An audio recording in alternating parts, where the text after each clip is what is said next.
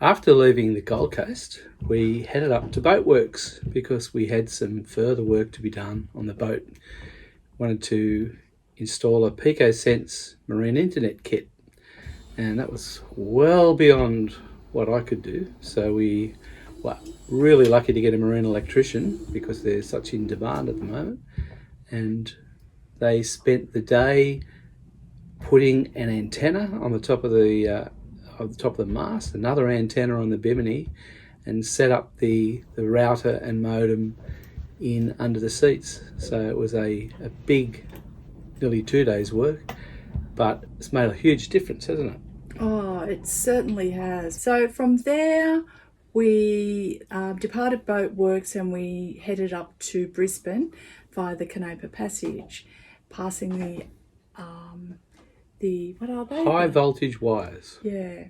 I remember last year when we passed them, we were a little bit nervous about it, but there was nothing to worry about because our mast height from waterline is 18 metres and I think it was 23 metres. So we had plenty of room to go under the wires with no problem at all.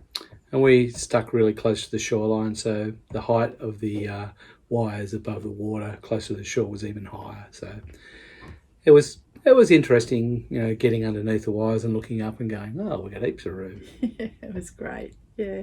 So once we got through there, we headed into Brisbane. We've got a couple of daughters and 4 grandchildren who live there, and we wanted to stay at Raby Bay Marina, but there was no availability there. There was nothing available down at is it East Coast, or is that where we stayed? We stayed at East Coast Marina. We wanted to get into Moreton Bay. That's right, yeah. But there was some availability at East Coast, so that was good. Yeah. The trouble was bloody freezing. Oh, I just couldn't believe it. We'd gone through so much rain like everyone else, and we were experiencing 4-degree nights, which was really, really cold, but we managed. Yeah, but it was, anyway, good to stop off there and see all the kids and spend some time with them. Yeah, so from there we headed up to Mooloolaba. We're a little bit concerned because there'd been a lot of information about the bar at Mooloolaba, and because the seas have been quite large, and it was actually closed a few times because it was very, very difficult to get in. But in the end, they got the dredge out, and we passed the dredge as we come into Mooloolaba, and there was no problems at all getting in and out. Yeah, so we had just an overnight stay there in the duck pond, and we left there early the following morning with plans to head into Double Island Point to prepare to cross Wide Bay Bar. But we had such a good run that we just headed straight across Wide Bay Bar. Yeah, because we learnt last year, make sure you get the tides right going across Wide Bay Bar, and the tide was coming in, so everything was in our favour. We made it there in time, and we scooted across the bar.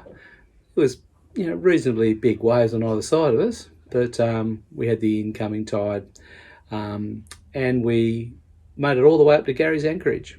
Yeah, it was nice to arrive there. We arrived, there was a lot of boats there and beautiful sunset again, and so we just had an overnight stay there, and we scooted across into the Great Sandy Straits, where we met up with some old friends, and then we continued through the Great Sandy Straits.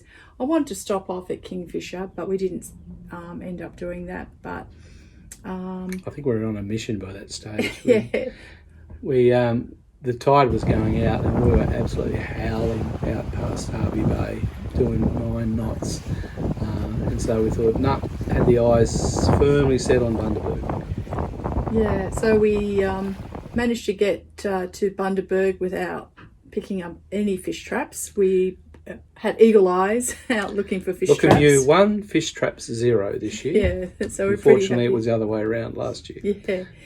So then we just stayed in Bundy for one night, along with a cast of 1,000 other yachties, and we left there early that morning, and we had a great run up to Pancake Creek. yeah, it was a really good sail, following sea, and it's about 60 odd nautical miles, so it's a fair trip. But we had a good run up there and got in to Pancake Creek and enjoyed some beautiful sunsets. Oh, the colours were just so beautiful. There was all sorts of pink colours, orange, purple, blue. It was totally mesmerising. Very, very enjoyable to watch.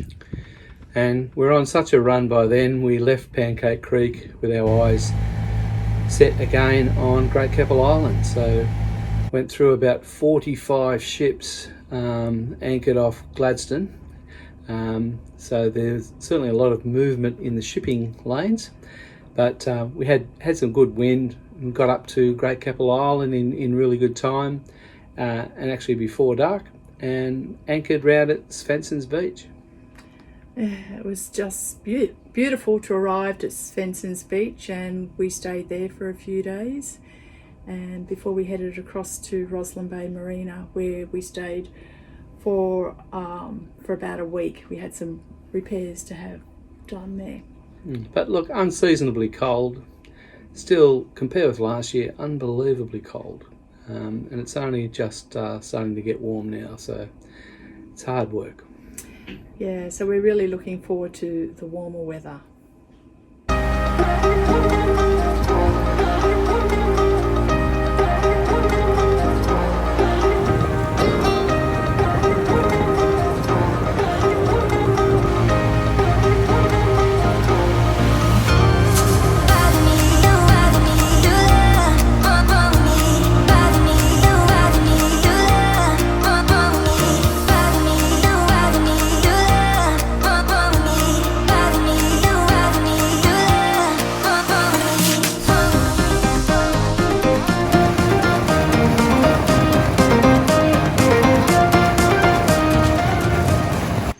Well, we're on Great Keppel Island after moving up yesterday or the day before from Pancake Creek.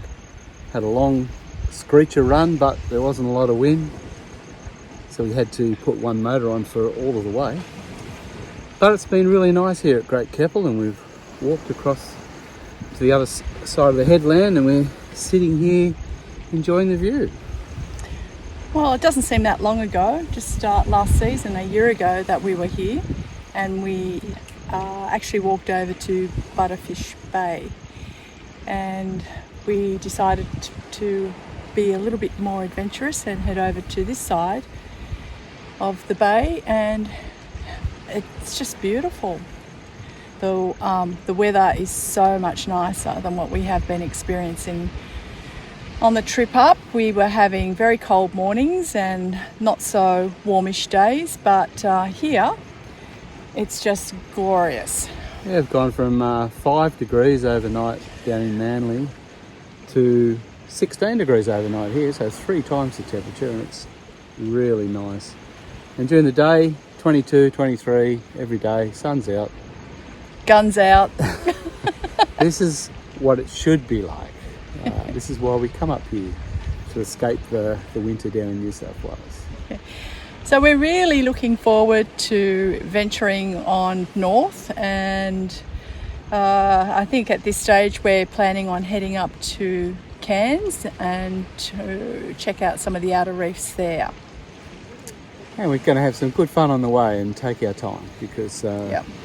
I don't think there's much use racing up the Cairns at the moment, because the sou'easters would be absolutely screaming up there at the moment. Yeah. We're going to have some good time island hopping. Yeah, and we've got some friends coming along with us on the journey, which will be great. And unlike last year, it was a bit difficult to get friends aboard due to the restrictions. But now we're all free and we're ready to go. Yeah, so we're going to be heading across to Roslyn Bay on Friday, and we're going to get a little bit more work done on the boat. One of the windows is a bit leaky, so it needs to get fixed. So we're going to spend a week over there, and then we'll be ready to set sail again. Yeah, so come along for the adventure.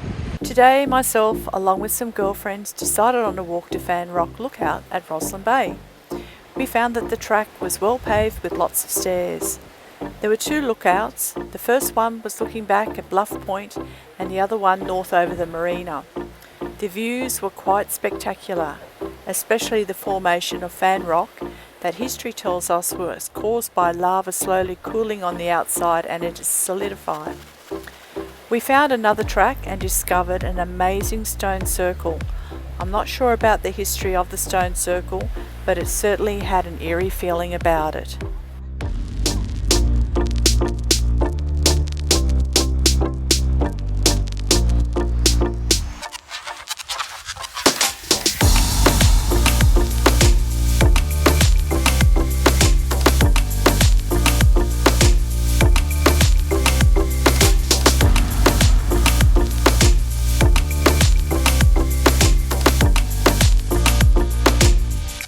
We hope you enjoyed this episode, but it's time to leave the Keppels and continue on our sail north, stopping at several islands along the way.